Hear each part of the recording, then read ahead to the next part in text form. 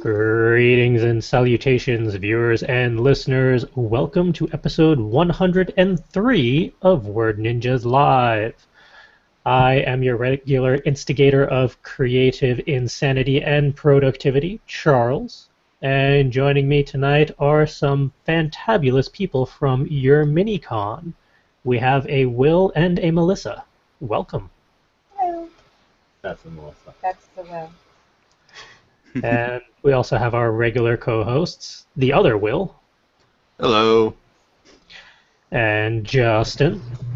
Hello, for once my lower third is working, even with Calvin on. And Calvin. Hello. And we are all coming to you tonight to talk about conventions, because we've been bantering about it back and forth for I don't even know how many episodes now of why are things the way they are in certain conventions, or how is that actually coordinated or logisticized and stuff like that. Well, tonight we will actually get some answers, or maybe just raise more questions, you never know. But we have Will and Melissa on, who are kind enough to join us and answer some of the questions we have about YourMiniCon, because we had a lot of fun at the beginning of this year at YourMiniCon. I keep having to remember that was still this year, technically, even though it feels a while ago. We keep referencing it as last year, But it because it was our because we're already planning our next one.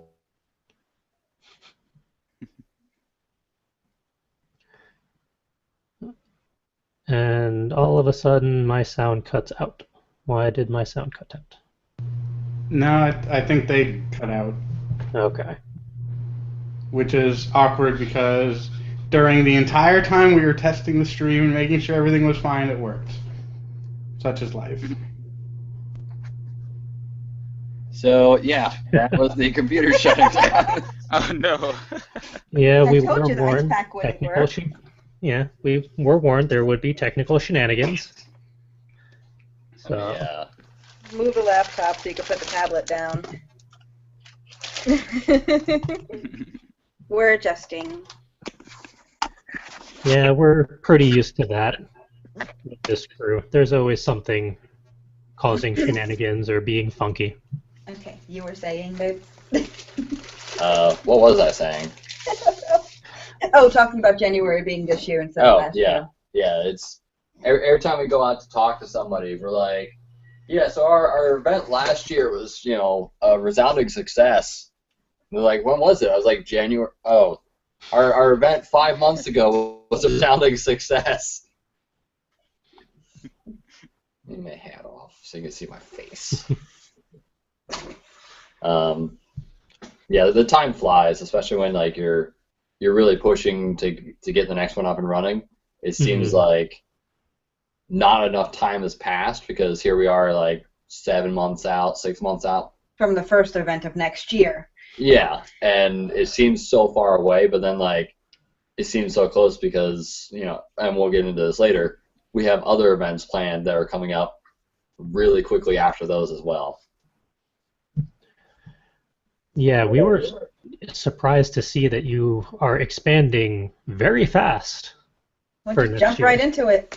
Yeah, go big or go home. We jumped right Yep. into the first one, and it turned out pretty good, so go big or go home.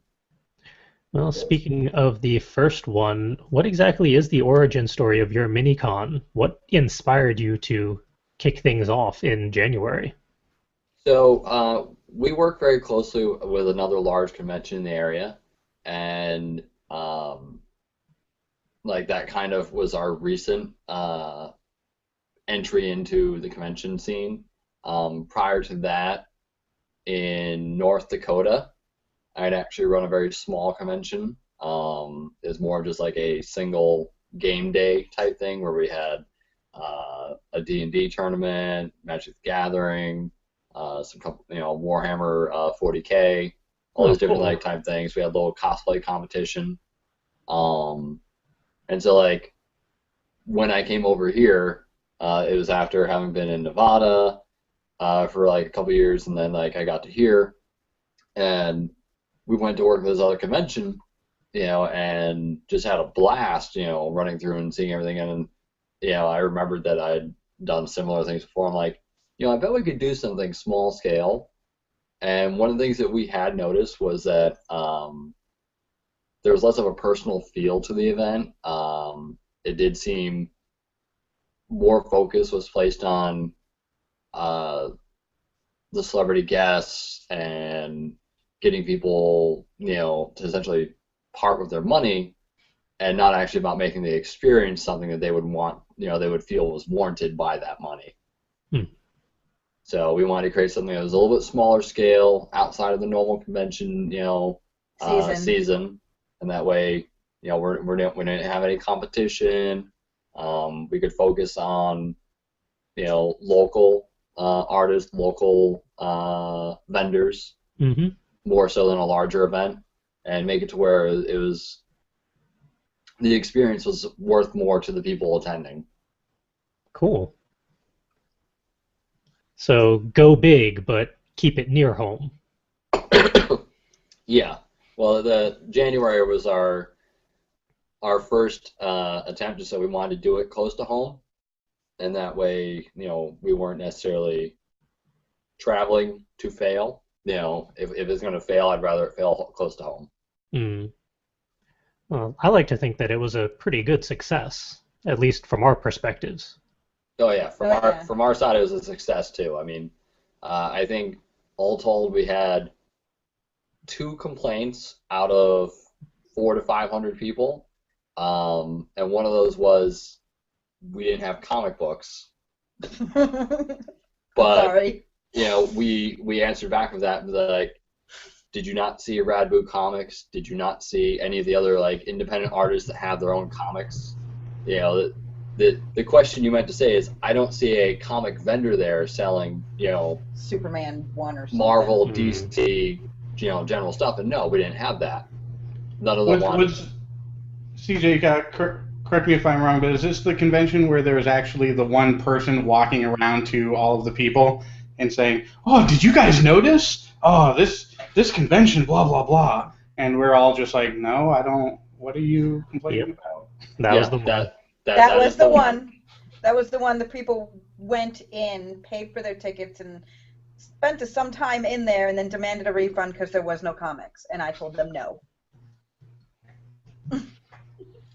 Yeah, we at the end of every convention, we do like a debrief on the podcast, and we do a list of the good, bad, ugly type of things, and we were very happy with your guys' first YourMiniCon convention, and it went off mostly without a hitch. I think we had suggestions, but there were no real outright complaints, which is very rare for conventions that we go to. Yeah. Yeah, we actually did watch that review did, and we took the suggestions to heart and put a lot of those changes into place, in one form or another. Obviously, the big elephant in the room is music in the room. That's not happening again. It was loud. It was distracting. It did make it hard to communicate between the vendors and the artists and the people who wanted to spend money with them. And also, it took up floor space that could have been better served, by having something there that was actually making money for us, but also something that people would want to see. I'm not saying there won't be music there at all. There may be one in the a panel room thing, or maybe a band come for an after party, but not in the main room.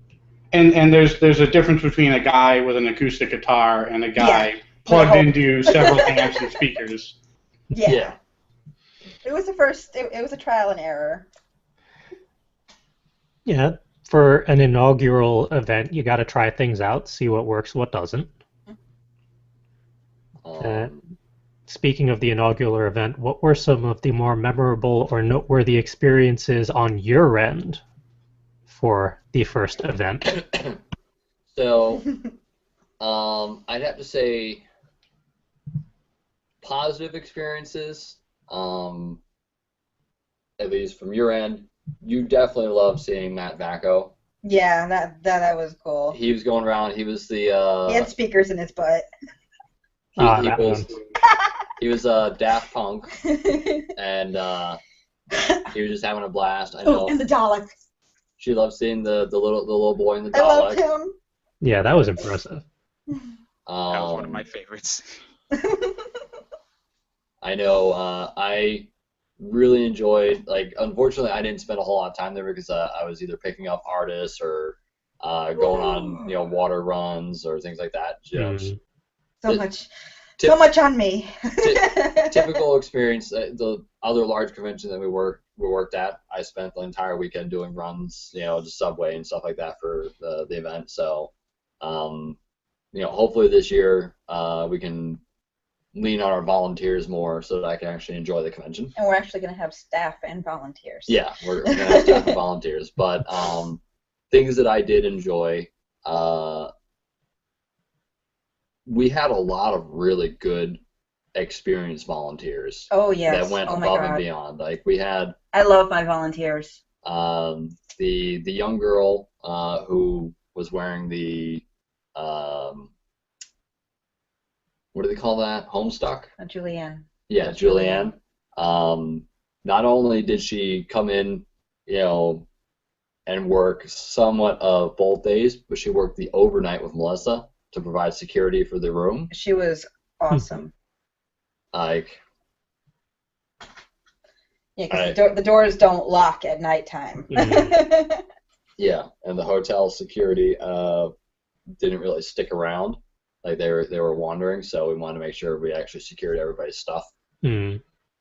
I mean, I don't think people would steal, but I don't want someone having something stolen because I would feel bad.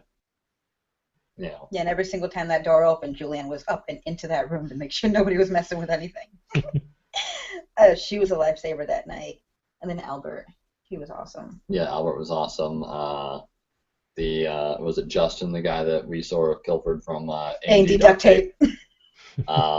Justin was awesome. He came there with them. He wasn't necessarily needed at their booth. He was just kind of hanging out. We pilfered him all weekend. He volunteered to help out, and we used him. He didn't mind. He loved it.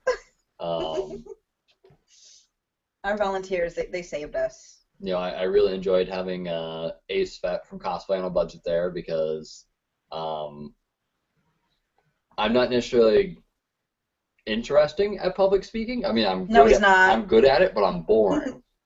Whereas he was definitely, he's very charismatic. And so when he came into MC the cosplay contest, he brought a lot more personality to it than I could have, which was really appreciative. Yes. It's the little things and the stuff that people does. It's what makes the convention. I was super happy that we spent most of the weekend going around to each of the vendors and the artists, making sure that they weren't dehydrated. We had water bottles going around to everybody. And then also checking on to see how's the weekend going for you? Have you been making any sales? Is there anything we can do to help you guys make sales? Do we have to have some of the cosplayers go around and kind of gather people around them and bring them to them and be like, this is great artwork, you guys should buy it. So we try to make sure that all of our people that had actually paid for booths were getting traffic to them. With that, I know that our floor plan wasn't necessarily the best for traffic. So this next event, we're going with more of almost like an H shape that you can get around the whole room and in between the rows. Mm-hmm. And we're expanding the floor. Yeah, we have the full use of the ballroom this time around. Nice. No birthday parties next door. But yeah, that was it. Volunteers and all the vendors and artists and even the attendees, really made the weekend fantastic. And, even if we didn't make as much of a profit as we did, we still would do it again because it was just a really fun experience. If we didn't make as much money, we would have kept our day jobs. Yeah. Conventions should be all about networking and just having fun. Hmm. And that's what it is. That's what we tend to do with it whenever we get to go to one. And we are glad to see that you're doing it again next year. Yay, January. And we're glad to be a part of it. Yay. Next question is, what is involved in creating a brand new convention, since this was your inaugural year, and how did you manage the event while it's actively running? Because I know that you two were running around non-stop 24/7. Oh yeah, it takes a lot of patience. I mean, I'd say the first step that you have to go into it realizing is, number one, it's not going to be the next, unless you have really good people around you, it's not going to be San Diego Comic-Con. It's not going to be, you're not going to have a huge It's not going to explode. Those type of events that are that like I classify, there's small, medium, large, and massive. You don't get massive on your first try. No. And we don't plan on getting massive at all. The conventions that are large or massive typically have been in existence for several years. They've had a lot of good events that they've run. They have talent behind them, and they just built up the relationships with all the vendors that they talk to and the facilities to where they can run at a profit and still bring in guests that bring draw. Okay, let me rephrase that. We don't plan on getting massive in size at all. We do plan on getting massive in recognition and people. Well, yeah, we want to be known nationally, but we want to be known nationally for having small, intimate events. Yes. I think our estimated attendance at our largest event is just under 3,000. And that's still small. Yeah, that's for a 24,000 square foot facility. Yeah. Okay. And that's the only convention comparatively, what's the attendance for, say, a medium-sized convention? I cap smalls out at 5,000. Mediums are 5 to 15. So most of the events here in Connecticut that general people know about in Connecticut, they're medium events. And then once you get from 15 to 40,000, that's a large event. And then above 40, massive. And there's only a few massive events. I mean, you got Dragon Con, you got San Diego, New York, and Salt Lake, and that might be about it. In this country. Yeah. In this country. There's definitely more large events. There's a lot of medium and quite a few small, but the smalls are usually the ones that you'll see. They may not necessarily have as much polish on them as the large because there's not a lot of money behind them. Yeah. And that's where we were trying to make it she's got background in marketing, I've got background in web development and graphic design, and so with that we make the perfect person. We can put the polish on the small event so it looks good and functions well. And as you guys point out in your review of us, and as several other people that we've talked to have pointed out, for a first year event it ran really well. For an event its size, it ran really well. And so I think the preparation that we put into it worked out really well. Some of the things that we had to work out before we did our convention last year was what our focus was. We wanted to focus locally, so that means local celebrities, local cosplayers. How hard it is focusing locally. Very. Yeah. We expanded into the tri-state area. Yeah. Unfortunately, we could not locate a lot of celebrity guests within Connecticut that weren't going to break the bank. I mean, we've got Christopher Walken here. Yeah, I would love to get him. Christopher Lloyd's here too. Yeah, and they're both 100,000 per day.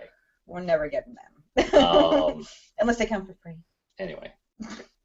So we decided that we were going to focus less on Big names. less on like theatrically released movie talents and more on, say, like game show and talent show competitions. Mm-hmm. And so we looked towards things like last year we had a heavy guest attendance from a show called The Quest. And a lot of people from YourMiniCon are watching The Quest now. Yeah, it helped bring awareness to the show, which we're excited about. We're hoping for season 2. Hoping. But then on top of that, this year, going into it, we brought in Tyler Green, who was on Face Off on Sci-Fi Network. That's really cool. He's also redoing a makeup demonstration panel at the event as well. Oh, nice. Mm-hmm. A 2-hour panel. Yeah. But yeah, part of the challenge is, locating suitable guests that'll have a decent pull. Mm-hmm. That also won't break your budget. I mean, you've got to set a budget for it. Oh, yes. Or you just go nuts and you'd be like, let's get Shatner. And we go nuts anyway, so. And then you're like 30,000 in the hole because you got Shatner. You pay more than you should. With that, you also have to map out the floor plan, with the venue that you've chosen, and sign the contract with them. Those are fun too. The nice thing about the venues that we typically go through is they don't charge us a deposit, and we don't have to pay for the event until after the event. Okay. Which is really nice because income doesn't come in all at once. It comes in periodically. And the majority of it comes in on the first day of the event. Yeah. A lot of cash ticket sales. So we're able to pay for the hotel rooms we get for guests and the venue a couple days after the event has happened, and then get ready for next year. The other things that we had to do as far as preparation was not only you could go run an event like this without a website. You could. Or Facebook page or Twitter. You could. But you're probably going to regret it because you're missing out on you are. free marketing and everything. So that's one of the reasons that with her background marketing and my background web design, we got off to a good start right there. We built our website relatively, I think, easy to navigate. We're definitely going to be improving it over the next few months to make it better fit for multiple events. Yeah, because it was originally for one event. Yeah. But then also, we made the early decision to not brand our events to a specific city or state. Yes. So that we're not tied to that state.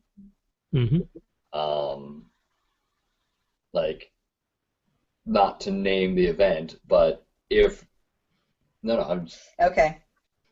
One of the events recently in Connecticut changed from one city to another city, which they couldn't have done reliably if they branded themselves to that city. And there are several conventions around here that do have their name branded to the city. Yes, and they can't move. Yeah, it does limit their options as far as if they get into a dispute with the venue they're at.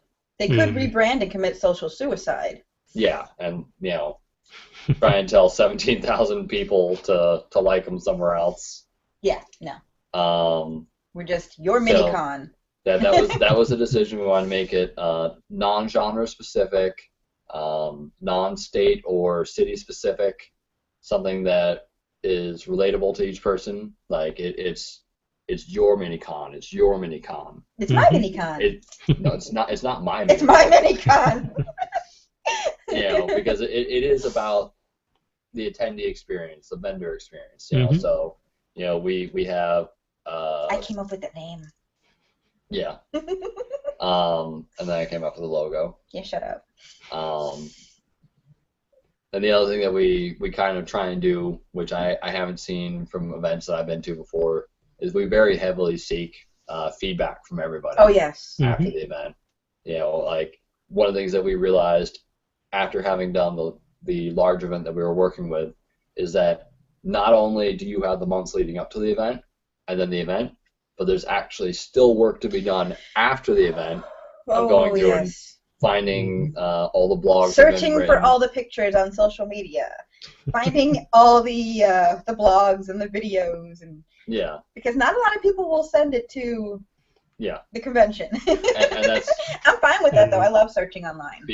Before the show, I brought up that we actually didn't find the review that you guys had done of us until like 2 months ago? Two months ago, which, that's 3 months after the event. It had already been up for quite a while, and I was going through doing a search for us to see if anything had been written about us newly. Because we have a media page on the website. Mm-hmm. So, I was like, oh, well, okay, let's watch this. But, well, to be fair, we didn't send it to you, so we're partially responsible for that. That's okay, though. We found it. Yeah, I mean, it's nice if people do send us a link, but it's not your responsibility. No. Like, it's our responsibility to know what was there. It's our company. We should be aware of what people are saying about us. If you're not paying attention to what people are saying about you, it gets dangerous. Not exactly. And there's a lot of companies that do that. They'll think everything is just fine just the way it is. No need for improvement. We're looking for the need for improvement. There's also a fair amount of conventions out there, unfortunately, who just go nah nah nah nah nah nah nah. Exactly. We don't want to listen to you. That's not us, though. Yeah. Stupid people, stop texting me. I mean, as far as I'm sorry. Oh, I was going to say, I bet you found that a lot of people, especially since you're a smaller convention, were actually willing to give positive and constructive feedback. It wasn't all people either singing praises or trolling, which I figure a lot of the big conventions have to kind of weed out to get to the useful information.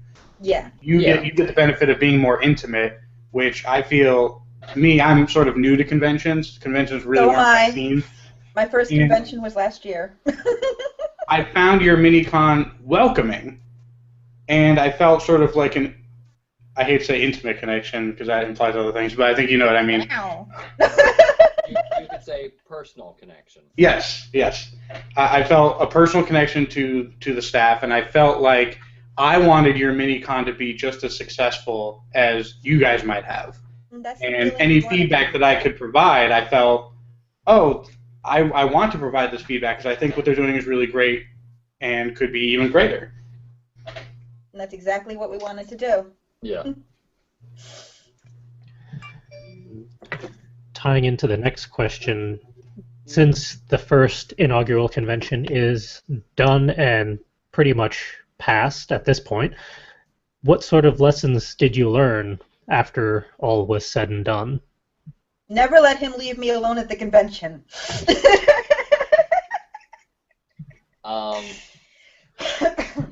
What she's trying to say is never let him leave me alone.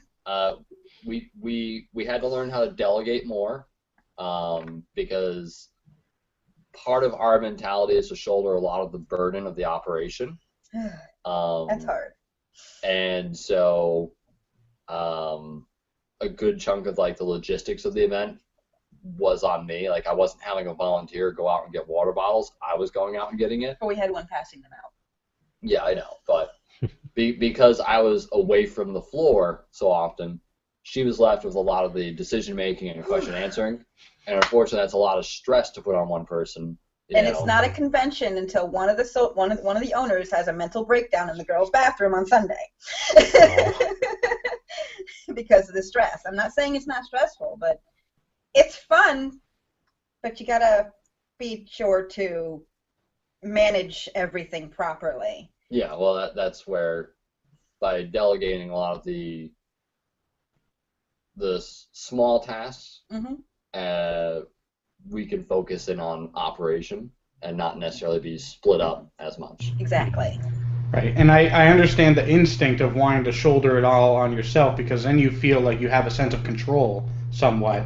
Where once you start delegating, then you have to deal with the anxiety of, oh, did I choose the right person? Are they going to mess it up? And then it, looks badly on me. And, especially for a first con, you want everything to run perfectly smoothly. Exactly. So I can imagine you going, just okay, what needs to get done? All right, I'm going to do it because I don't have time to train somebody up on what I want. I know exactly what I want. I'll just go do it. And now you've got that experience, so now you can go and say, okay, I know what we need and what we want, and now you can start delegating. But I definitely understand that instinct. It was our baby. Well, I will say part of the reason that I wasn't necessarily delegating wasn't because I didn't feel that they could do it right, but it was because I didn't want to take away from their enjoyment of the event. But we're talking, I don't mean to sound like heartless, but we're talking about volunteers who volunteered to do this for us for a day for free. We have seen an event where the volunteers were only supposed to work one day and ended up working and wound up working the whole weekend. And we didn't want to be the event. You know, our original volunteer plan called for, I think, 16 volunteers per day. That was the original one. They were going to have a rotating schedule. So you weren't at the same spot for more than 2 hours, and you were going to get every hour you were going to get like a 15-minute break. We ended up with 8 volunteers. Yeah, we had a lot less volunteers than we anticipated, which is why we took on a lot of the weight. But no 2 volunteers. Well, only 2 volunteers said they'd work both days. Okay. And they did. But the other ones, they had their day free. Yeah. But the catch of the 2 was that they volunteered to work both days. We didn't tell them to work both days, and they knew going into it that that's what they were getting. So yeah, it was less about us not wanting to delegate, not trusting people, and more about I'd rather not enjoy my event than have 4 or 5 other people not enjoy it because they're doing dumb little stuff. Yeah. What we realized as we were doing the event is that they're fine with doing the stuff because they want to support the event. So, at least I've learned that it's okay to delegate because the people actually do want to help you manage it. What was the question? See, this is what he does. No, that was sufficiently answered. Yeah. Counterpointed.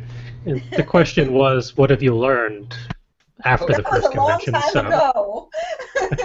This is what happens. Yeah. Let people help. That is what we've learned. Yeah, because I just said we learned to delegate. To learn that lesson before. We're used to doing things by ourselves and on our own, and since it started off as a 2-man show, well, 1 man, 1 woman show, we're used to just like making sure it got done by us. Yep. And it's like I like having my hand in everything. So other lessons learned. Definitely expanding the floor plan to allow wider space between booths. Traffic was a little congested at times, so not on Sunday, but on Saturday we did notice that there were some bottlenecks going on. The other thing that we're going to do, and this will hopefully make a lot of the vendors and artists really happy, is we're setting up a photo room that's going to have different backdrops, that if you want to take photos of the cosplayers, you go to that room. That's really cool. You don't do this stuff out in the lobby or anywhere like blocking anybody. You go to your room. I'm sure Calvin will appreciate that. I guess we know where Calvin will be all weekend. He'll be at his campaign headquarters. In the room.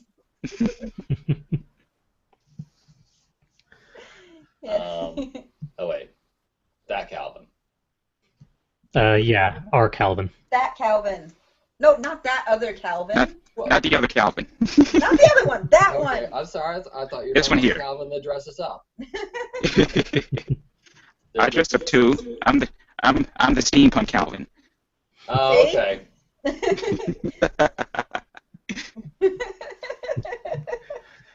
Sorry, I'm a little slow to pick up on that. I was like, wait a minute. Slow with everything. There's someone in this conversation named Calvin. Right there. Yeah. I know. That's why I said it's a little slow for me to pick up on. He's got a nice singing voice. Yeah.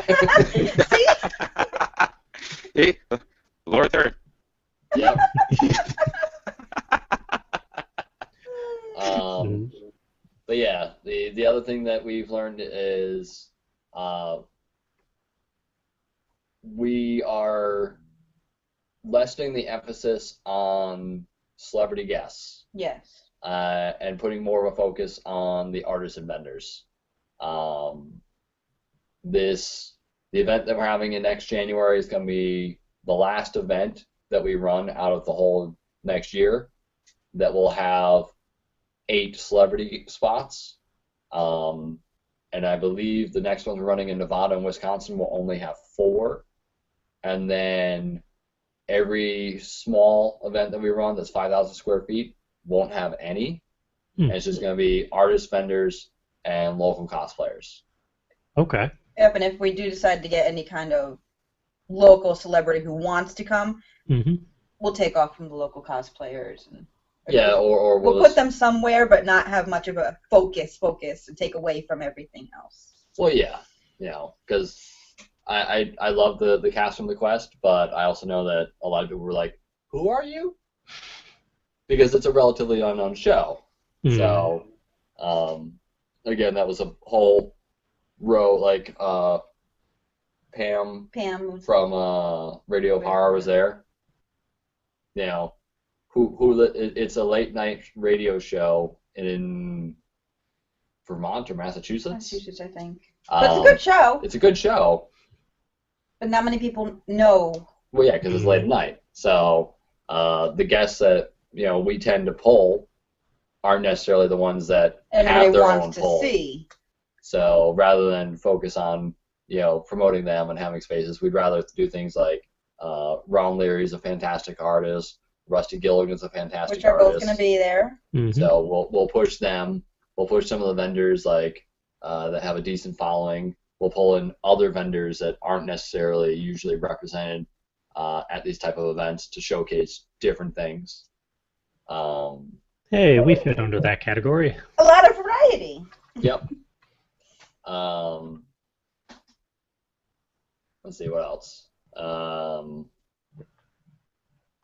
Where we have hired on 3 additional staff members that are going to be salary starting in January. Where we're actually by January we'll all be paid employees. Yay. Nice. We're an official LLC now. Woo. Very nice. And I think that'll be good to have year-round operations staff going to manage all the contracts and paperwork that has to go in and out. And also, earlier I'd asked about the plaques on your wall, and you had said that you had gone to get a degree in business. Mm-hmm. I've been teaching myself how to do my business plan and all that, and that's been a real enlightening experience to kind of go, here's our projections for the next year, and then the next 5 years. Yep. And I have I'm liking the projections. I have a ridiculous sized business plan here. It's a 1-inch binder. Mm. I have to take special note of all this part because I'm sort of the one pseudo in charge of the operating agreement for the LLC and CJ and I are going to work up on the business plan and stuff. So my ears are wide open. Ready to- If you ever want to talk about it, I will expand. Like, she doesn't want to hear about it. Oh, Jesus, so boring. Matt- Yeah, no, we don't have to do it I don't on like the math at podcast. all. We can get together or talk off air at some point. The only thing I like about the business plan is all the pretty colors. Graphs, It's all charts, and tables. color-coded and awesome. She also likes the end of year when she can see how much money we have in the I bank. like our end of 3 year. End of year 3. I like that one. But yeah, I think the last lesson that we learned from the event in January is to understand limitations. Yeah. When you only have so much space, Mm. like we did not realize it, but we were close to pushing fire code. Yeah. Oh my. We on Saturday we almost hit capacity. You know, and that's because I had figured our numbers off of the entire ballroom, rather than the fact that we lost 2,000 square feet. So, you know, we're going to be keeping a closer eye on that, to make sure that, you know, because that also didn't help with the congestion. Yeah. But yeah, that's probably the biggest lesson we had is, you know, to be aware of how much space we actually have and to use it effectively. Mm-hmm. And I think going forward, all of our events have a much better traffic flow plan in action, Cool. to allow even distribution of the floor space. Yes. Very Okay. well. And that kind of ties into the next question is, since you're expanding so much next year, what are your expectations for 2016? So modest expectations for 2016. Obviously, we went out on a limb a few months ago when I actually quit my day job to push this full time, and so Go big or go home. our goal, you know, by the middle of 2016 is to actually have this start playing out like as we expected, because it may be a little rough in the first couple of months. Oh, it will be. But at some point next year, I hope to get us up to where our salary is supposed to be at. And by salary, I don't mean salary. Like, I mean, we're all going to be 1099s. It's just easier on taxes. But I want to get to the expansion to that point, to where all 5 employees, or however you want to call them, can do this, you know, full time, because like they're all friends of ours. They're all good at what they do, and they all bring different skill sets to the table. Very good at what they do. We've known them for a while, and they're all excessively reliable. Very reliable. And I can definitely picture, since we're going to be driving to a lot of these other states, there are people that we're not going to throttle. I might throttle you. Drive. I might throttle you though. I won't throttle them. I like them a lot. But yeah, we have planned for 2016 11 additional events beyond Connecticut. One every few weeks in a different state. And we tried to keep it equally distributed between the 4 major regions: the Northeast, Northwest, Southwest, Southeast. We want to bring YourMiniCon experience to the people, and that was originally one of the main plans we had in mind when we started it up, because the convention is so small. It's a hotel con, so why not just bring it with us and go? Although That's really cool. At that time, we were thinking about, you know, Connecticut one year, Idaho the next. Yeah, we're putting one a year, but I'm like, why not do it every month? We jumped straight into the YourMiniCon, the first YourMiniCon, what, with like maybe 4 months of planning?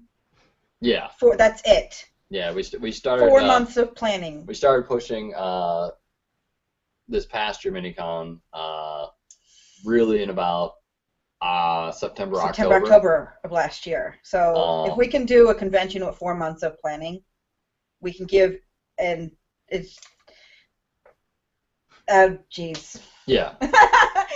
You know, that's part of the reason we started off early for our preparation next year, so we don't wind up bottlenecking ourselves, especially with some of the larger events. We have to give them more time.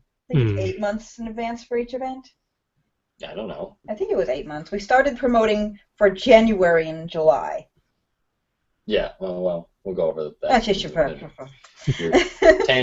Give or take a couple of months extra. Yeah. I got you off your yes, mojo, didn't I? Yes. I do that. But it sounds like you have some pretty big plans set up for next year. Oh yeah. Yeah, I'm super excited. The contract is coming in. I don't have it yet, but I'm super excited about Maine. Yes. We're gonna be up in Portland, Ooh. in a 24,000 square foot facility. You can't rent out part of it. We had to get it all. So it's Oh my. But it's actually at a decent price.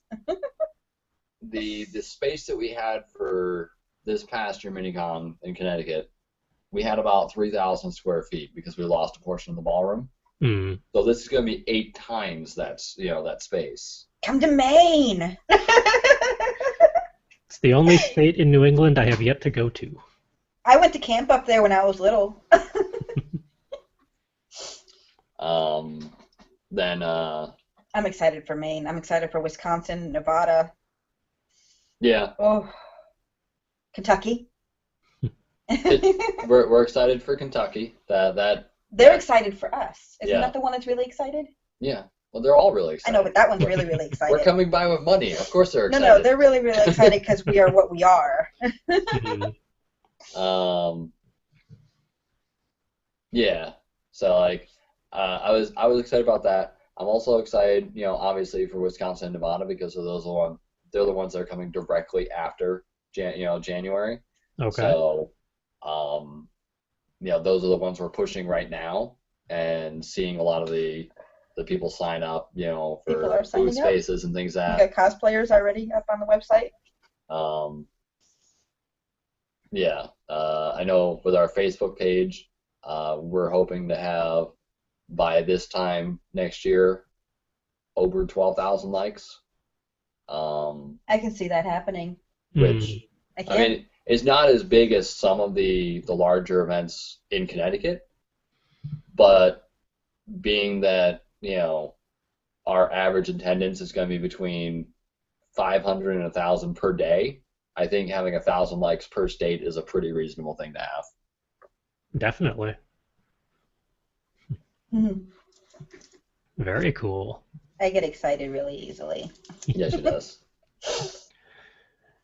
And after all that, I feel like I should have tossed this question in a little earlier just for flow, but if you could give advice or tips to other conventions of your size, what would that advice be? Jump in! Don't! I'm horrible. He talks. You just gave conflicting advice. You're Exactly. like, just do it. Just don't. No. You are the worst Shia LaBeouf I've ever seen. Yes! Yes, I am. Oh my god. Advice for similar sized events is number one. Know your limit. Well, personally, I would suggest to a lot of them either find someone that knows web development or graphic design, or like really learn it yourself, because we've seen like some events that are our size Oh my god.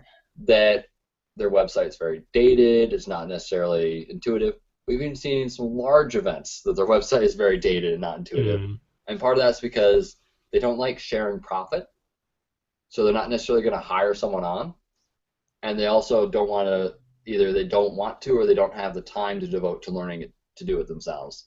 And it really is an investment in the future to get your website and your business cards and You need a good graphic designer. everything looking professional.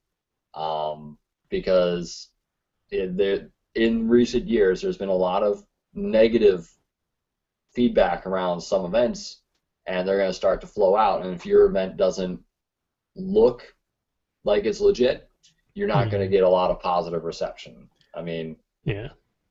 One thing that I've seen from conventions of any size, if you're going to do a professional convention, you need professional communications. Yes. Be it website, be it social media, be it email back and forth with every level, vendor, artist, guest, attendee, all that. If you're not willing to do it professionally and seriously, people notice.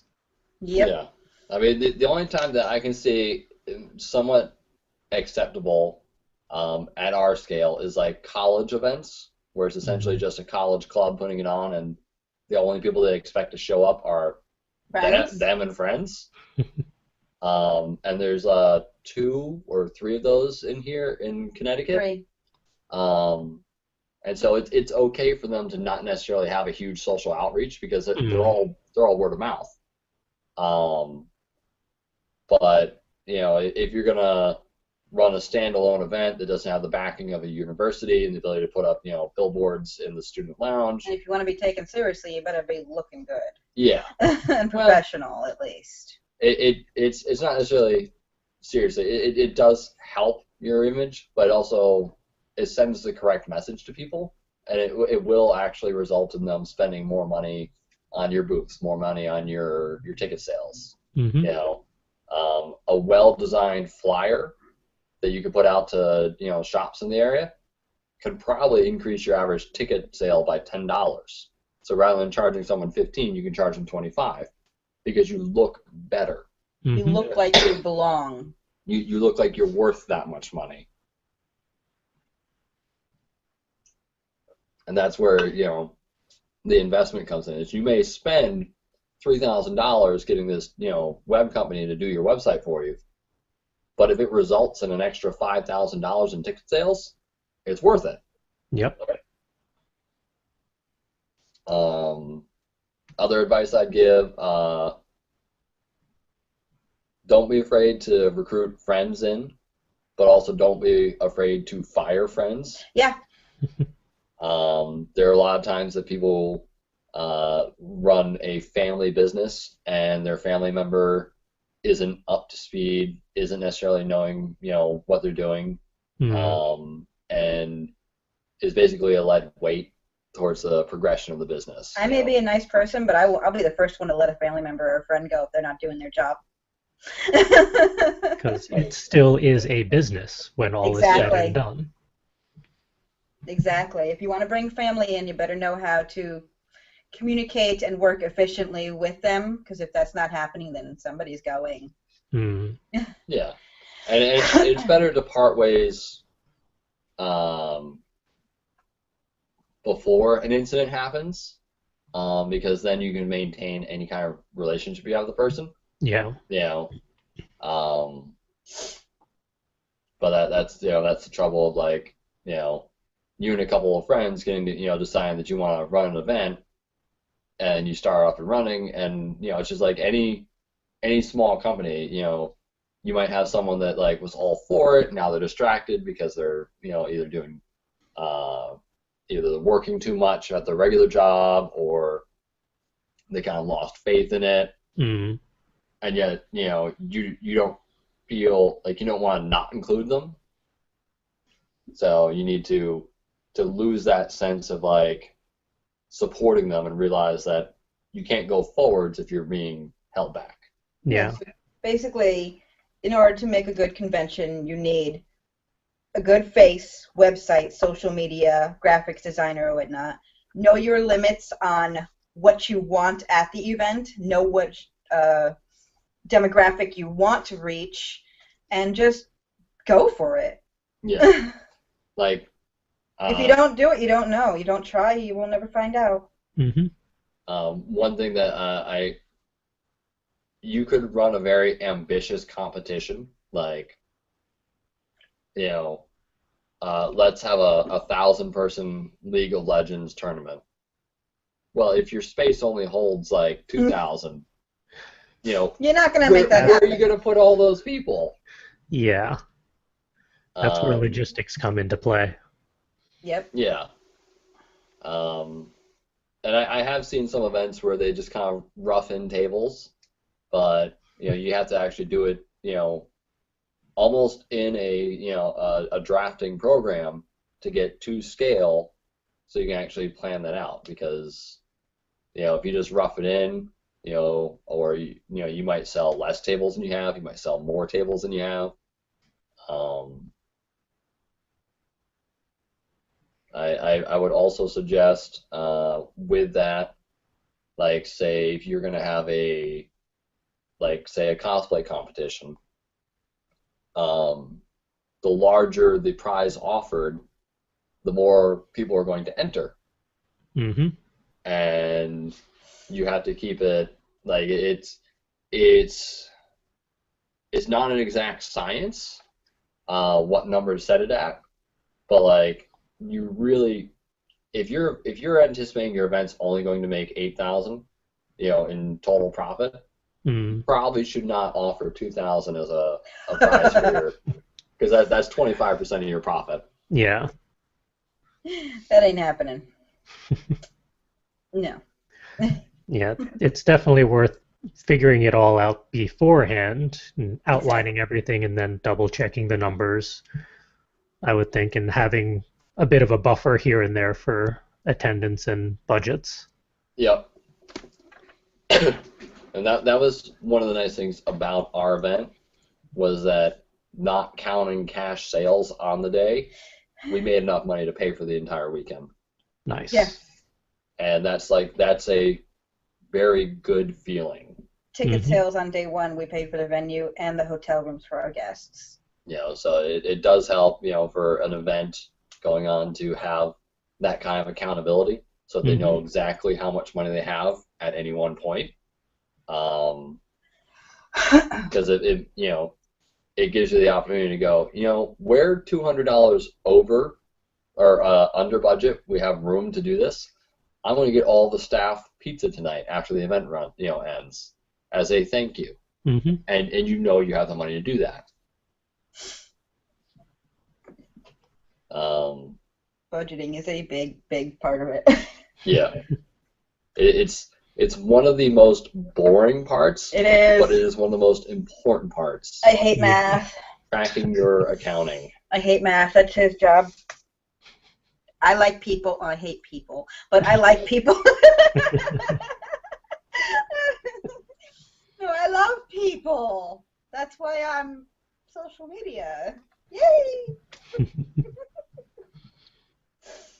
Yeah, people love me. No. Shut up. You don't count. You're not people. All right. I got one last question for you two. And no, we're not married yet. No. I got one other last question for you two, and it's the hardest one out of the entire list that we didn't even put it on there. Okay. If people want to learn more about your MiniCon and all the events that you're doing next year, where should they go? Easy. Contact me. No. So we have a website, YourMiniCon.com, YourMiniCon.com. And then we're also up on Facebook, Twitter, and Tumblr. I've been ignoring the Tumblr page. I'm primarily Facebook and Twitter because I'm just lazy. We're up on Facebook, Twitter, and Tumblr at YourMiniCon. Yes. You could also reach us. We have a fax and phone number. Don't give him your real one. No. You can call us at the fax number, phone number. Yes. The Google Voice number. You shut your face. Okay.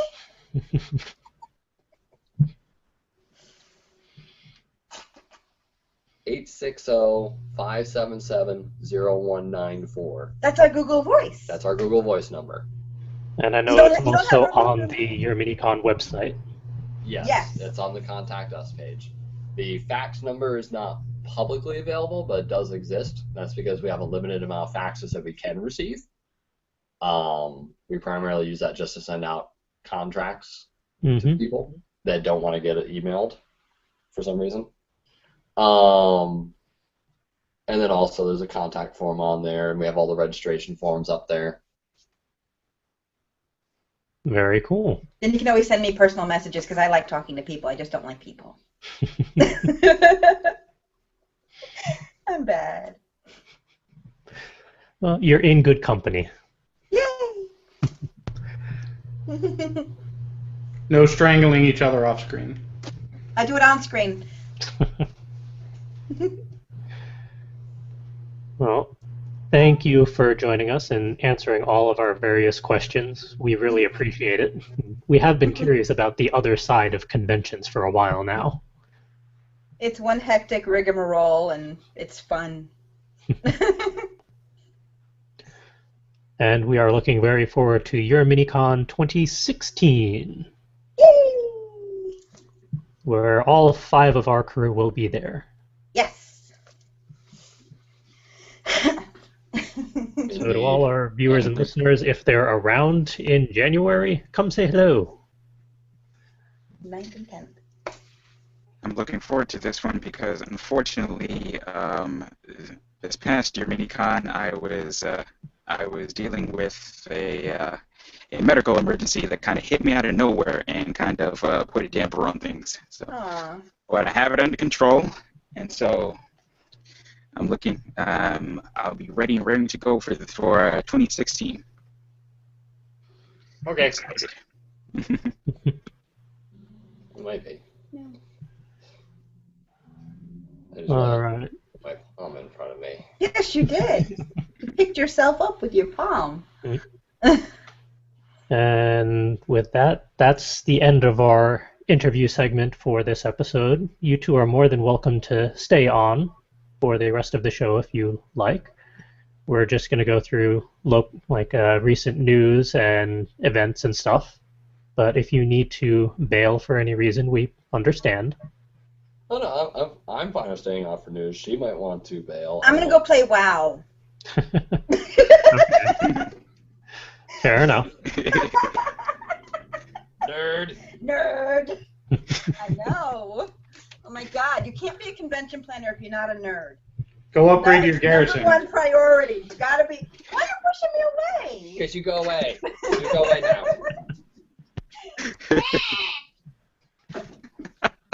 Your bowl.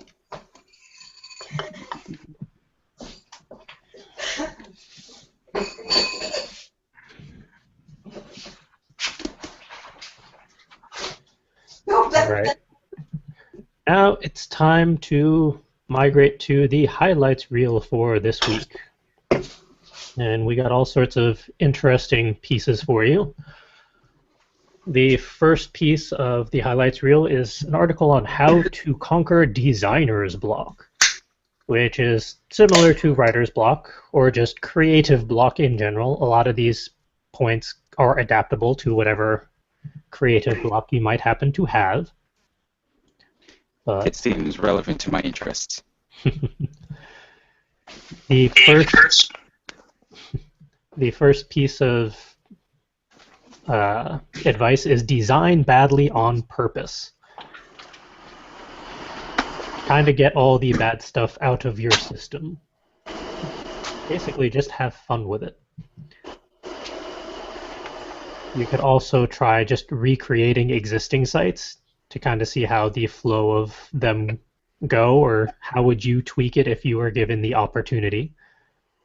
And if you're not a designer, you can try and rewrite passages of books or try and sketch your own rendition of a art piece.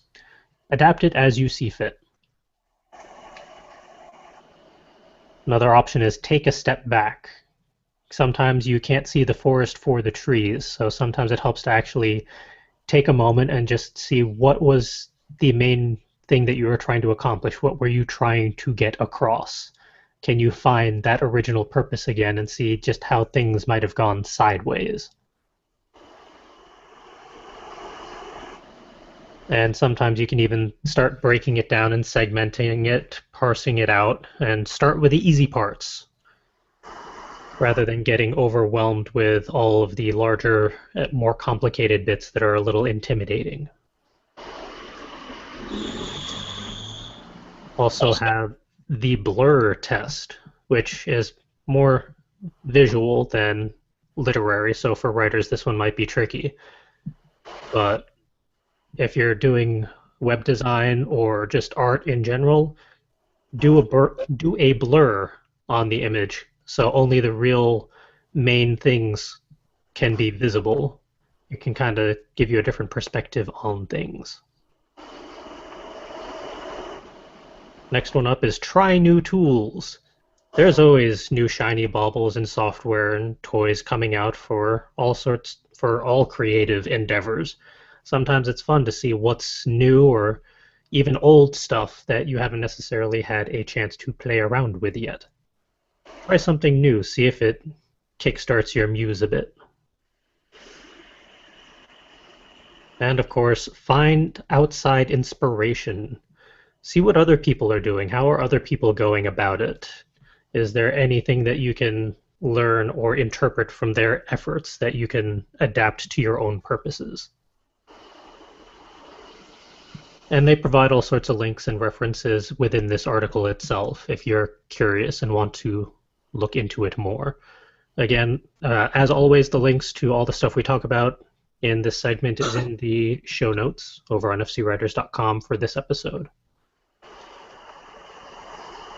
Next piece is over on Scientific American, and they discuss how when we read, we recognize words as pictures and can even hear them spoken aloud.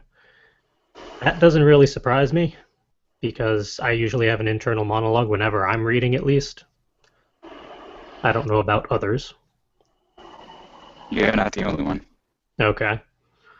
But it's an interesting little article on the science behind why we hear the written words in our head when we're reading it, and just how we actually can read words or sentences or phrases and actually picture the abstract concepts in our head. Well worth the perusal if you have the time. And next up, Story Bundle has been very busy in that they have 2 releases this week. The first one is Women in Sci-Fi, and the other one is Dynamite Pulps. Now, as always, Story Bundle has one tier where you can pay $1 or more, and you get that whole tier. If you pay, it's usually $12 to $15, you get the extra tier.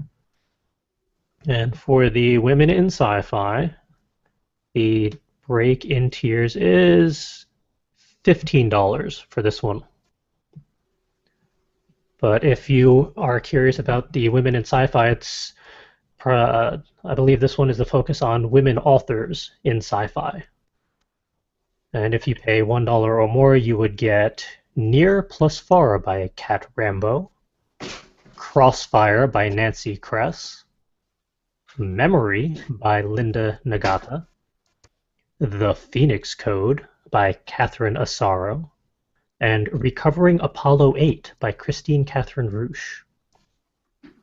If you decided to go $15 or more, just go all out, you get the next tier, which also has The Diving Bundle, also by Christine Catherine Roosh, Stars, the Anthology by Janice Ian and Mike Resnick, Strong Arm Tactics by Jody Lynn Nye,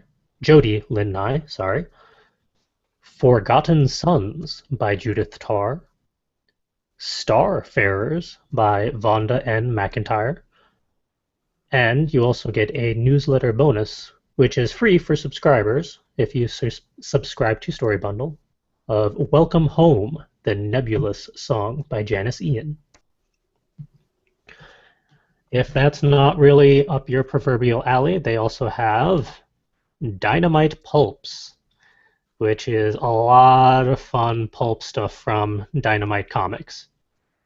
Same dealie as the other one. If you pay $1 or more, you get the first tier, and the second tier break is, I'm going to guess 15 as well. 15 as well. Makes it nice and easy. If you're more for comics and graphic novels, you would get The Avengers Special 2014, The Television Killers by Mark Rayner and Edu Mena, Code Name Action by Chris Robertson and Jonathan Lau, Noir, the trade paperback version in ebook form by Victor Gershler and Andrea Muti, Zorro Volume 2, The Finale which is issues 13 and 14, and also volume 3 by Matt Wagner and Francesco Francavilla. And then The Spider, volume 1, Terror of the Zombie Queen by David Liss and Colton Worley. If you went 15 and above, you'd also get The Shadow, volume 1, The Fires of Creation by Garth Ennis and Aaron Campbell. I kind of want that one.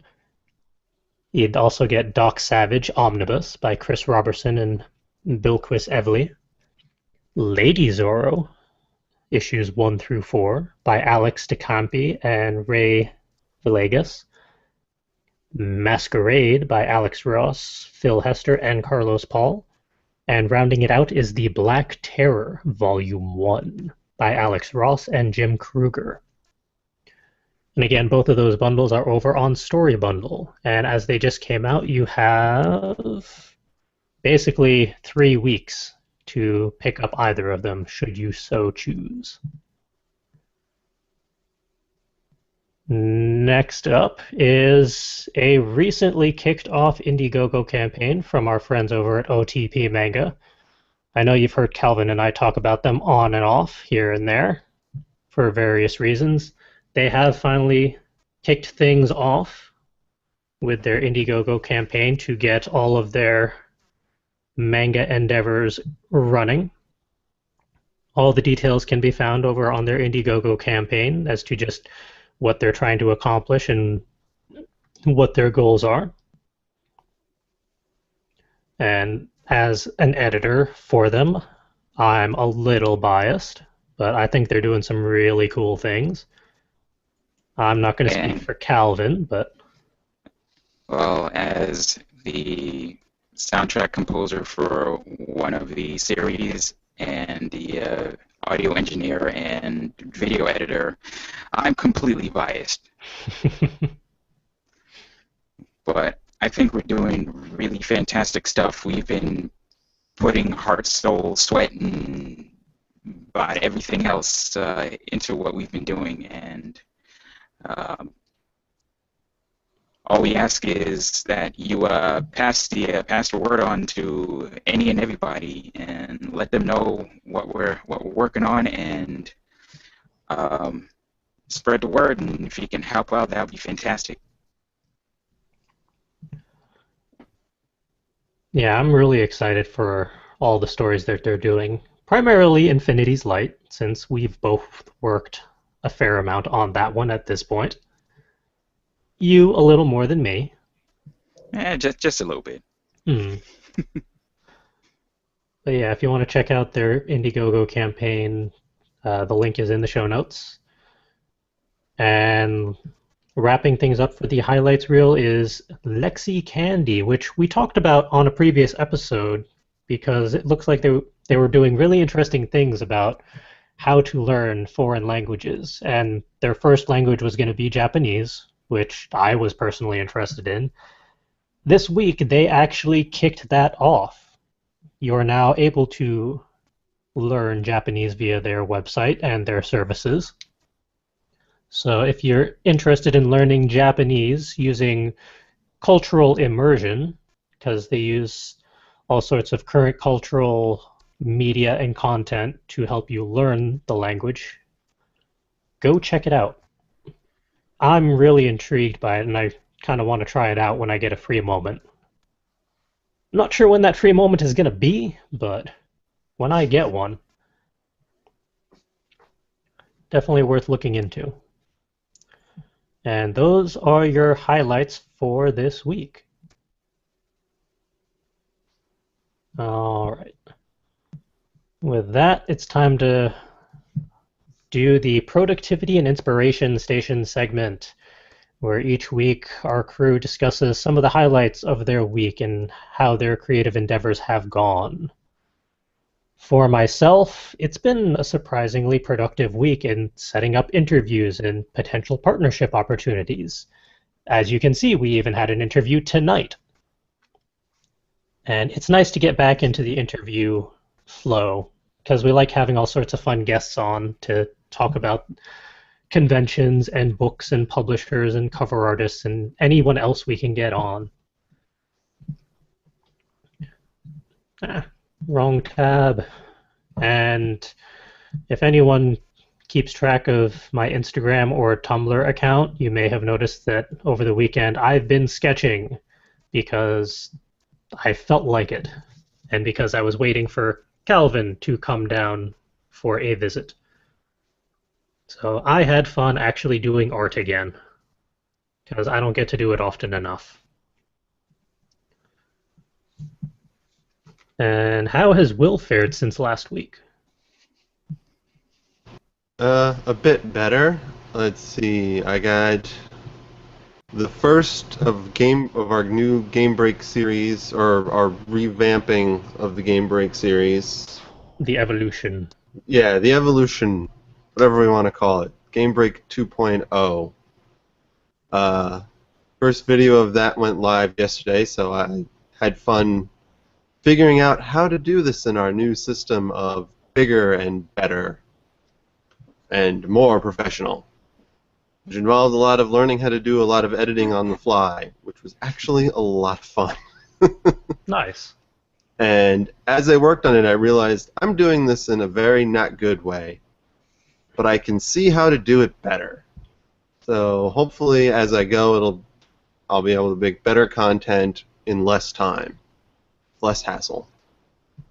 Also discovered that the movie studio editor actually does have it has an ARM to record option. I think I might be able to record audio directly in it instead of having to record it in Audacity and then import it. I have to play around with that, though, to see how the quality is and whatnot. So we'll see how that goes. But if I can record my audio commentary directly in the editor, that'll save time. I also recorded an hour and a half of more footage to use yesterday because with the way it works, I need to play and record the game separately from doing audio commentary, and since a lot of the humdrum stuff is getting cut out, I need to record a lot. Plus, it's just a damn fun game, and I didn't want to stop playing. And other than that, I wrote a little bit, but only a little bit. I need to write more. I want to write more. I miss writing. I'm going to get back into writing.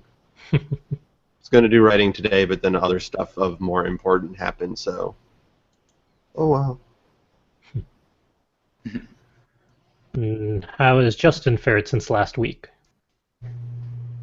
I have been super productive since coming back from a 3-week of vacation where I didn't really do anything. Yay! I had... Oh, somebody looks like they're highlighting all of the show notes to delete them. Hopefully not. Anyways, that was distracting. Sorry. I had fun in Bethel with CJ and Calvin. Had a little bit of spark of creativity and came up with some one-liners for our Muse food, but also, kind of talked meta about the direction that we're going and what we want to do. And most of the meeting was for you two to figure out your next upcoming convention. But I think I had a lot of fun just being in Bethel and being at that coffee shop. It's a really good coffee shop. It's Molten Java in Bethel, Connecticut, and the road from my house to get there is really pretty, and I enjoy driving it. So I think I might just go to Bethel more often for the heck of it. It's not really that far away, and it's a really great place. So I think I'll be visiting that more often, trying to get out of the house and force myself to be more creative and more productive. When you're sitting around at home, it's so easy to get distracted. Also had fun with Calvin at the house afterwards, where we made lots of bacon and eggs. Yep. And talked a little bit more about upcoming stuff. Most importantly, during that whole Bethel thing, is that I actually figured out the difference between a business plan and an operating agreement, which I was confused on at first. And CJ and I had been talking about two completely different things every time we talked with each other about what I was working on. Every time I kept saying business plan, I actually meant the operating agreement and not the business plan. So we cleared it all up, and I now have a track on what I want to work on for that. Let's see. I also cleaned house, which is a constant battle. I've used cleaned house on this productivity segment many times because I feel that I do it a lot. I set up a network attached storage for both personal use, so I can have my own cloud system and among other fun things. But I also set up an FTP that hopefully I can get Inspire them used to start working with. There's not a ton of space on there right now because I'm using hard drives that I had hanging around, but if the NAS really works out and we really start using it to its advantage, then I can upgrade it. NAS drives are coming down in price, so that's useful.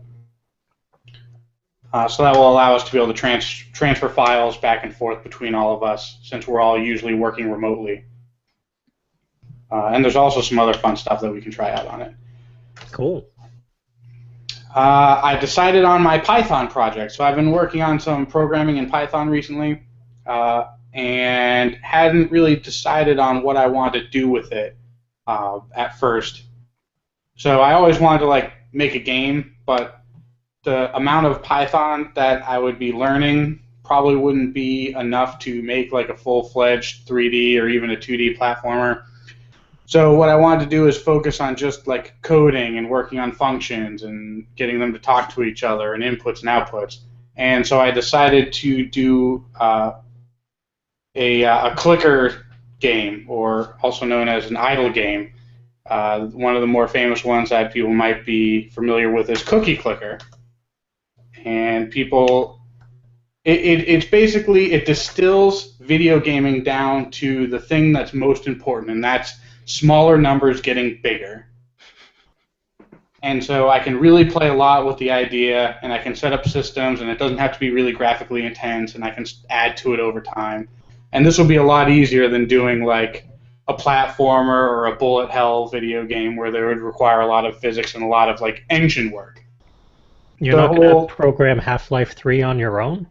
No, see, that's the thing, is there's just so much engine work that I wouldn't even be looking or working with a final product until the very end, where this clicker/idle game, I can set up the engine really quickly and then start adding to it and actually seeing how the code works out and trying to be more efficient. So I'm super excited about working on that.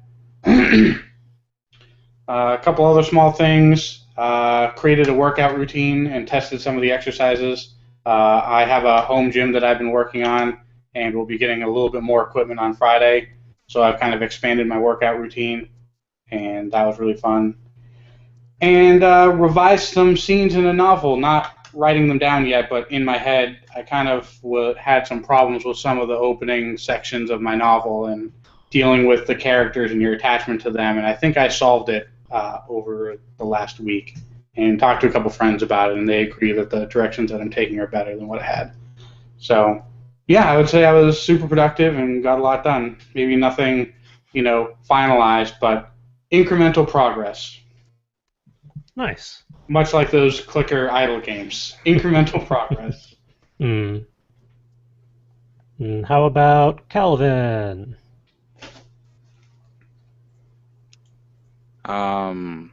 Let's see. What happened last week? For the record, you do not sound like a robot now. Okay, good. Let's see. I finished up the Indiegogo video for OTP manga. I'm very happy that that's done, and I'm very happy with how it turned out. Came out fantastic. I'm very proud of that one. See, I did a bit more driving over the weekend for tomorrow's adventure. Good Lord, less than 24 hours before me and CJ drive 14 hours to Tennessee. Good times. 15. 15? Yeah, 15 hours. Not 14. Crap. Okay, so that bumps up my travel time to 17. Hooray! Oh goodness. But at least I'm pretty much prepared, and also I got some pretty good news from the doctor. I'm pretty good shape for the moment. So hopefully there'll be very few medical emergencies on this trip. So No falling apart allowed. It's in your contract.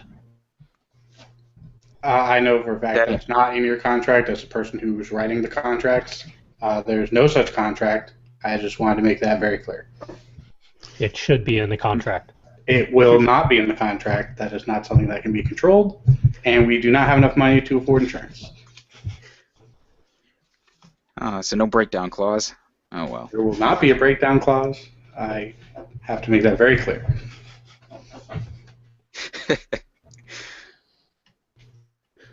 So yeah, things are good right now. All I need to do is just start packing. Yikes. That's it for me. All right. And to our guest, the other Will, is there anything that's been going on lately that you'd like to highlight in regards to productivity or inspiration, considering all the 50 billion things that you've been doing lately? Yeah. Staying entirely off the topic of the convention, there's actually a lot of stuff that has been going on.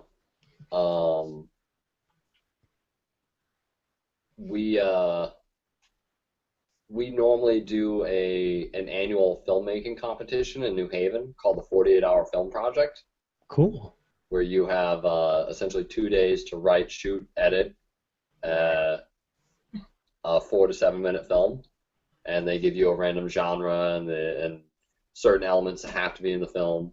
It's a ridiculous weekend where you usually get no sleep, but you make a lot of friends and have a lot of fun.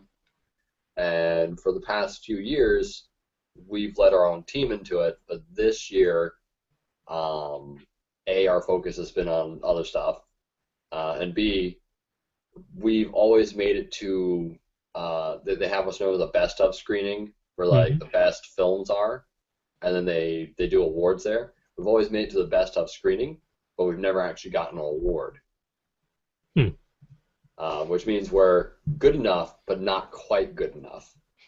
And so this year I decided to join another person's team to kind of like see how they work, what differences they have in us, and it was nice and refreshing to not be the one in lead, but to actually be I'll get that light, I'll help you out with this, Nice. and just see someone else's creative process, and the screening for that film was actually tonight, but I decided to be here for the interview. Oh my. Fine. It's fine. It's not the best of screening. I'll be going to that one. Okay. I feel like if I was in that program, I would cheat, and my film that I put together in 48 hours would actually be a documentary of the event itself. That actually, in and of itself, sounds like a really interesting. There is you can get the documentary genre, which then you could win with that. But the genres are typically you get like horror or you get superhero. For this one, we got Fish Out of Water, which we usually get comedy, and so most of our get something and turn it into a comedy. yeah, we typically turn whatever we get into a comedy. I mean, in relation to that, a funny story about the first film competition we did in New Haven. Somehow I wound up dressed in drag on the New Haven Town Green.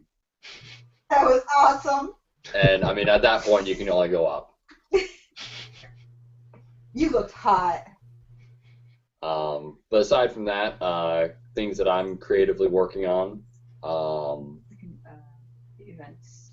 No. Well, okay, yeah, we're doing mini vendor craft fairs, not on the scale of conventions, but smaller, to bring in things like Sensi, Party Light, And Avon, things like that. And then also, I am working on a web series about a team of superhero and individuals or superpowered individuals. Because nostalgia is big right now, and I feel that there's room for something like the Power Rangers to come back. Mm-hmm.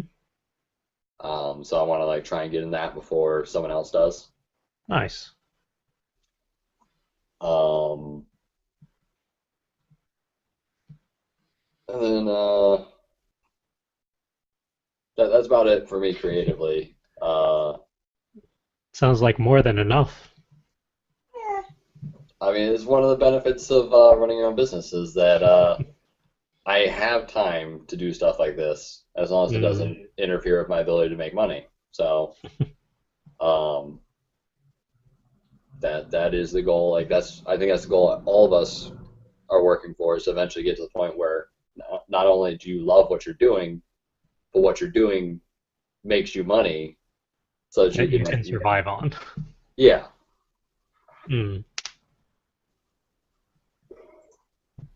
Very cool. All right, next up, events. Because we haven't talked enough about events yet already.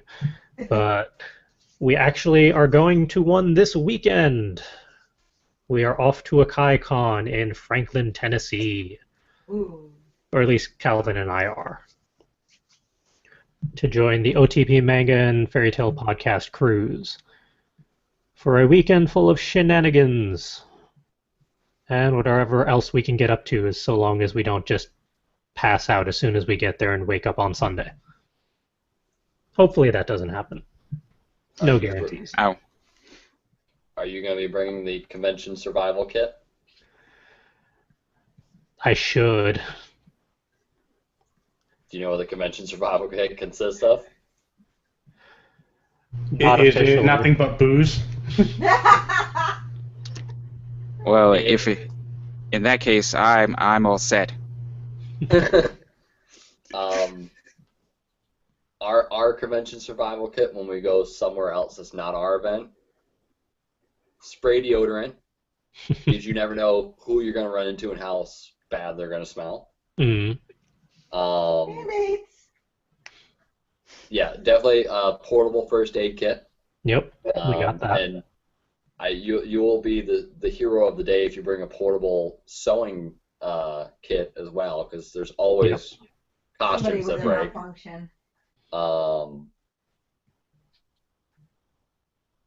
Tylenol. Yeah, well, that'd be Lots of Tylenol. Tylenol. That'd be in the first aid kit. Yeah, I mean, just stuff like that, like in an easy to carry container. Most of that we got all set. It's just the travel that's going to be fun. 15-hour drive. Oh, God. One way. We still got to get back. You guys are splitting the driving, right? Yes. Yeah, like 60-40. Because it's my car. We'll make it work. We're good at that. Who's taking the first leg?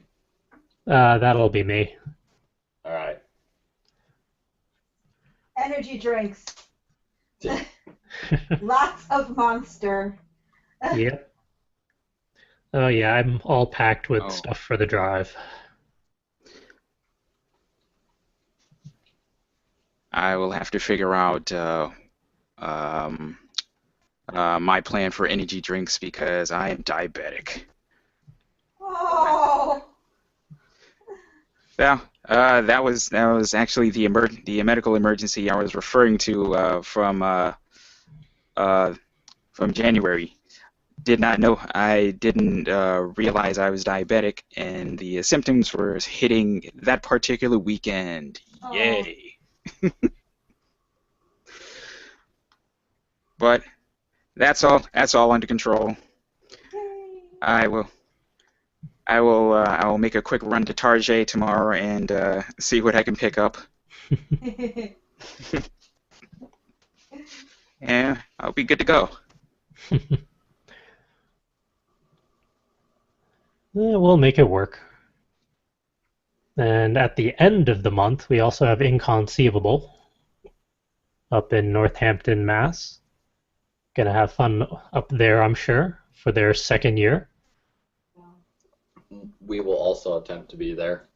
Nice. Excellent. Right? Hmm? Is that the one RJ's doing? Yeah. Yeah.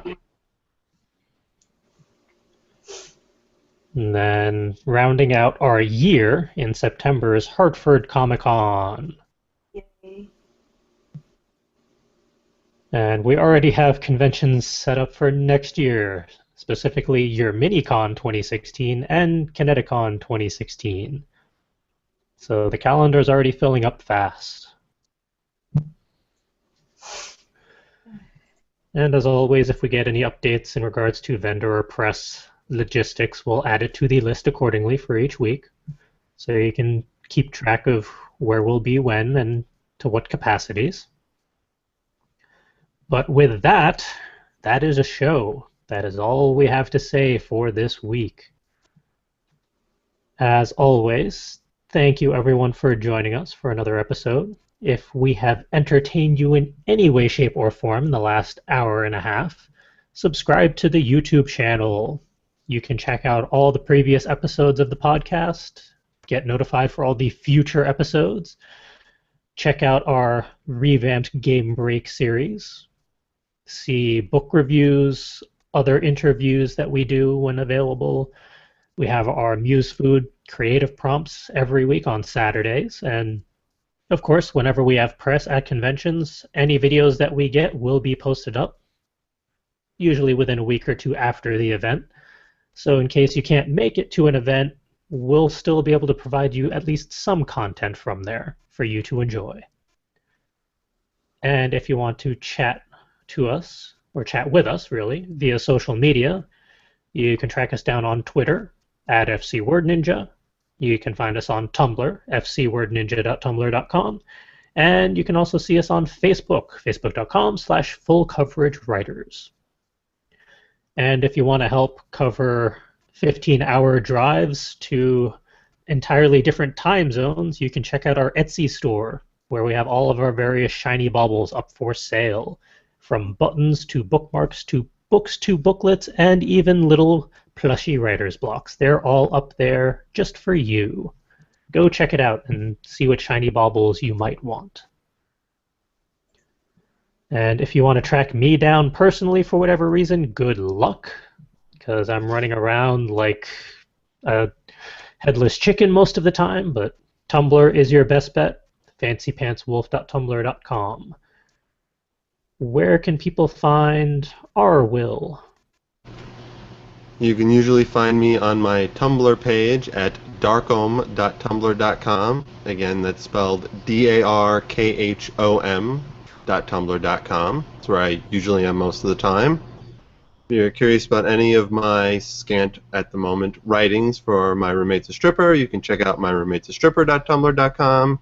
And you can support me on my personal Patreon at patreon.com/darkhom. And where can people track down Justin? Everything that I have right now is all located at mechanicaljustin.com, which is also my Tumblr, so feel free to follow it. I've got some big plans on some stuff that I'm going to start posting on there on a regular basis, besides just pictures of all the places I go to. I've been kind of using it as sort of my Instagram, so to speak. But I plan on actually putting in samples of writing, and anytime I do a prompt, I want to throw that up there. And so expect a lot more frequent postings very soon. Nice. And can people even track down Calvin? Man, I've been so busy, it's gotten to the point where I've been barely updating Instagram. And that's usually where people can find me. But I'll definitely be doing something about that, especially starting tomorrow. So, let's see. Instagram and Twitter are CCWII, and Tumblr is Instacal. So keep an eye on those. I will be attempting to post a little more on those, especially this weekend. Nice. If I can remember. And if I have the energy to. We'll see how things play out. And for our lovely guests, Will and Melissa, where can people track you down just one last time? So it's YourMiniCon.com. And then also on social media, Facebook, Tumblr, and Twitter, at YourMiniCon. And then personally, you can find her on Facebook, Melissa Schwartz, or myself, William Case. Will Case. Will Case. No. You have a William that you don't use. I've got a couple of different profiles, gaming stuff. Mm. If for some reason someone wanted to contact us, about non-convention stuff. All right. And with that, thank you everyone for joining us for episode 103 of Word Ninjas Live. Come back next week for episode 104, where we get to discuss AkaiCon and get caught up on some of the talkie points that people have been very kind enough to start submitting. Until then, have a good week, everyone, and go be creative.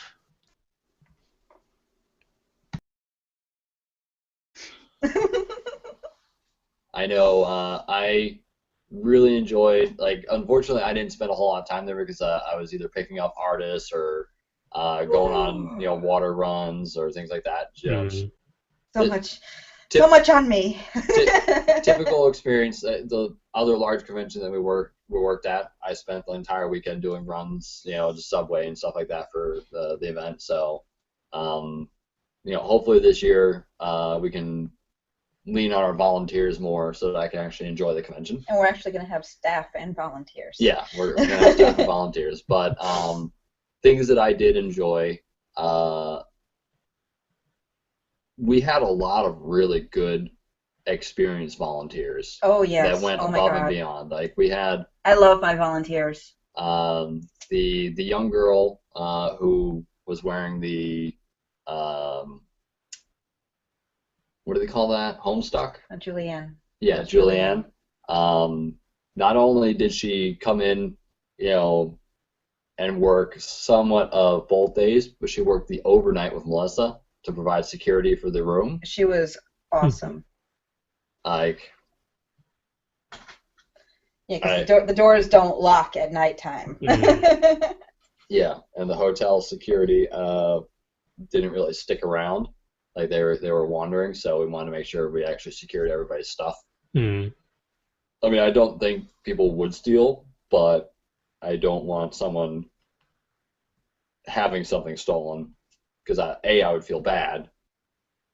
Yeah, and every single time that door opened, Julianne was up and into that room to make sure nobody was messing with anything. She was a lifesaver that night. And then Albert, he was awesome. Yeah, Albert was awesome. Was it Justin, the guy that we sort of pilfered from A&D Duct Tape? Justin was awesome. He came there with them. He wasn't necessarily needed at their booth. He was just kind of hanging out. We pilfered him all weekend. He volunteered to help out, and we used him. He didn't mind. He loved it. Our volunteers, they saved us. I really enjoyed having Ace Vet from Cosplay on a Budget there because I'm not necessarily interesting at public speaking. I mean, he's not. I'm good at it, but I'm boring. Whereas he was definitely, he's very charismatic. And so when he came into MC the cosplay contest, he brought a lot more personality to it than I could have, which is really appreciative. Yes. It's the little things and the stuff that people does. It's what makes the convention. I was super happy that we spent most of the weekend going around to each of the vendors and the artists, making sure that they weren't dehydrated. We had water bottles going around to everybody. And then also checking on to see how's the weekend going for you? Have you been making any sales? Is there anything we can do to help you guys make sales?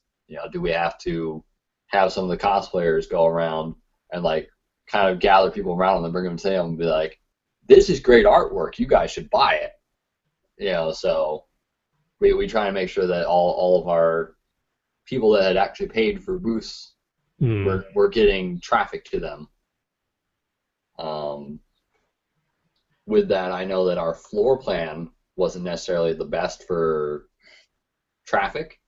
So this next event, we're going with more of a, almost like an H shape that you can get around the whole room and in between the rows. And we're expanding the floor. Yeah, we have the full use of the ballroom this time around. Nice. No birthday parties next door.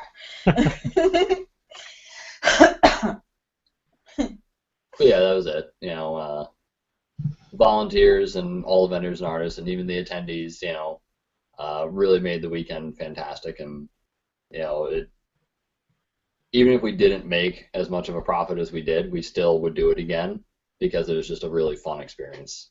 It just, if we didn't make as much money, we would have kept our day jobs. Yeah. Conventions should be all about networking and just having fun. And that's what it is. That's what we tend to do with it whenever we get to go to one. And we are glad to see that you're doing it again next year. Yay, January. We're glad to be a part of it. Yay. Next question is, what is involved in creating a brand new convention, since this was your inaugural year, and how did you manage the event while it's actively running? Because I know that you two were running around non-stop 24/7. Oh yeah, it takes a lot of patience. I mean, I'd say the first step that you have to go into it realizing is, number one, you know, it's not going to be the next, like, unless you have really good people around you, it's not going to be San Diego Comic-Con.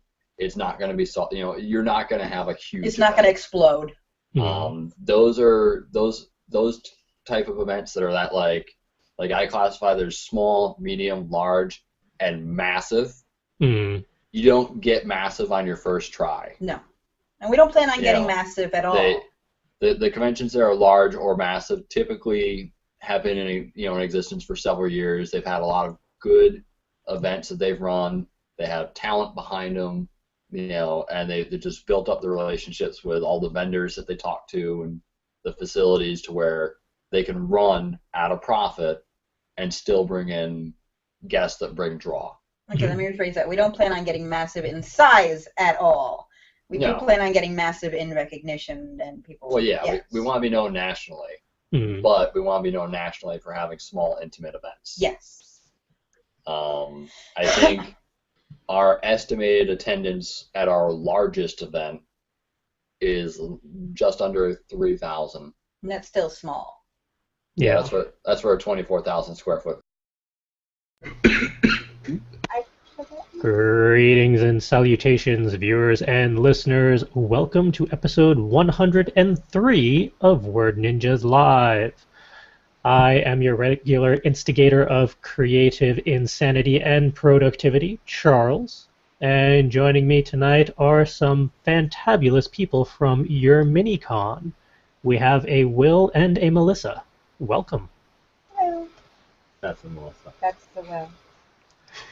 And we also have our regular co-hosts, the other Will. Hello. And Justin. Hello. For once, my lower third is working, even with Calvin on. And Calvin. Hello.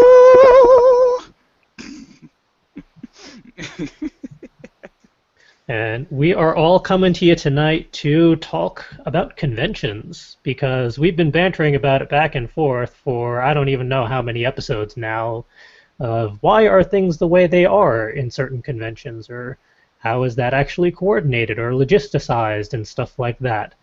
Well, tonight we will actually get some answers, or maybe just raise more questions, you never know. But we have Will and Melissa on, who are kind enough to join us and answer some of the questions we have about YourMiniCon, because we had a lot of fun at the beginning of this year at YourMiniCon. I keep having to remember that was still this year, technically, even though it feels a while ago. We keep like referencing it as last year But it was because it was our like because we're already planning our next one.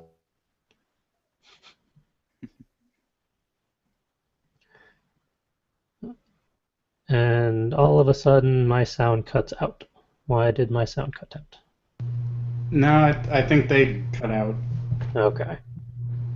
which is awkward because during the entire time we were testing the stream and making sure everything was fine, it worked. Such is life. So yeah, that was the computer shutting down. Oh no. Yeah, I we told were you the ice warned. pack wouldn't work. Yeah, we were warned there would be technical shenanigans. So Yeah. Move the laptop so you can put the tablet down.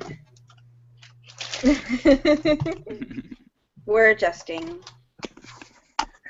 yeah, we're pretty used to that with this crew. There's always something causing shenanigans or being funky. Okay, you were saying, babe. What was I saying? Oh, talking about January being this year instead of last year. Yeah. It's every time we go out to talk to somebody, we're like, yeah. So our event last year was, a resounding success. And they're like, when was it? I was like, January. Oh, our event 5 months ago was a resounding success. Get my hat off so you can see my face. Yeah, the time flies, especially when like you're really pushing to get 400 to 500 people. And one of those was we didn't have comic books, but Sorry. we answered back with that like, did you not see Rad Boot Comics? Did you not see any of the other like independent artists that have their own comics? The question you meant to say is, I don't see a comic vendor there selling, Superman 1 or something. Marvel, DC, general stuff. And no, we didn't have that. None of them wanted. CJ, correct me if I'm wrong, but is this the convention where there's actually the one person walking around to all of the people and saying, "Oh, did you guys notice? Oh, this convention, blah blah blah," and we're all just like, "No, I don't. What are you complaining about?" That was the one. That was the one. That was the one. The people went in, paid for their tickets, and spent some time in there, and then demanded a refund because there was no comics. And I told them no. Yeah, we at the end of every convention we do like a debrief on the podcast, and we do a list of the good, bad, ugly type of things, and we were very happy with your guys' first YourMiniCon convention, and it went off mostly without a hitch. I think we had suggestions, but there were no real outright complaints, which is very rare for conventions that we go to. Yeah. Yeah, we actually did watch that review did, and we took the suggestions to heart and put a lot of those changes into place, in one form or another. Obviously, the big one, the big elephant in the room, is music in the room. That's not happening again. It was loud. It was distracting. It did make it hard to communicate between the vendors and the artists and the people who wanted to spend money with them. And also, it took up floor space that could have been better served, by having something there that was actually making money for us, but also something that people would want to see. I'm not saying there won't be music there at all. There may be one in like a panel room thing, or maybe a band come for an after party, but not in the main room. And there's a difference between a guy with an acoustic guitar and a guy plugged into several amps and speakers. Yeah. It was it was a trial and error. Yeah, for an inaugural event, you got to try things out, see what works, what doesn't. Speaking of the inaugural event, what were some of the more memorable or noteworthy experiences on your end for the first event? So, I'd have to say positive experiences, at least from your end. You definitely love seeing Matt Vacco. Yeah, that was cool. He was going around. He was the. He had speakers in his butt. He was Daft Punk, and he was just having a blast. I know. Oh, and the Daleks. She loved seeing the little boy in the I loved Dalek. him. Yeah, that was impressive. That was one of my favorites. Next one up and running. It seems Mhm. like not enough time has passed because here we are like 7 months out, 6 months out. From the first event of next year. Yeah, and it seems so far away, but then like it seems so close because, and we'll get into this later, we have other events planned that are coming up really quickly after those as well. Yeah, we were surprised to see that you are expanding very fast We for just next jumped year. right into it. Yeah, go big or go home. We jumped right Yep. into the first one, and it turned out pretty good. So go big or go home. Well, speaking of the first one, what exactly is the origin story of your MiniCon? What inspired you to kick things off in January? So we work very closely with another large convention in the area, and like that kind of was our recent entry into the convention scene. Prior to that, in North Dakota, I'd actually run a very small convention. It's more just like a single game day type thing where we had a D&D tournament, Magic the Gathering, Warhammer 40K, all these different cool. like type things. We had a little cosplay competition. And so like when I came over here, it was after having been in Nevada for like a couple years, and then like I got to here, and we went to work at this other convention, and just had a blast, running through and seeing everything. And I remembered that I'd done similar things before. I'm like, I bet we could do something small scale. And one of the things that we had noticed was that there was less of a personal feel to the event. It did seem more focus was placed on the celebrity guests and getting people, to essentially part with their money, and not actually about making the experience something that they would want, they would feel was warranted by that money. So we wanted to create something that was a little bit smaller scale, outside of the normal convention, season, and that way, we didn't have any competition. We could focus on, local artists, local vendors, more so than a larger event, and make it to where it was the experience was worth more to the people attending. Cool. So go big, but keep it near home. Yeah. Well, the January was our first attempt, so we wanted to do it close to home, and that way, we weren't necessarily traveling to fail. If it's going to fail, I'd rather it fail close to home. Well, I like to think that it was a pretty good success, at least from our perspectives. Oh yeah, from our side, it was a success too. I mean, I think all told, we had 2 complaints out of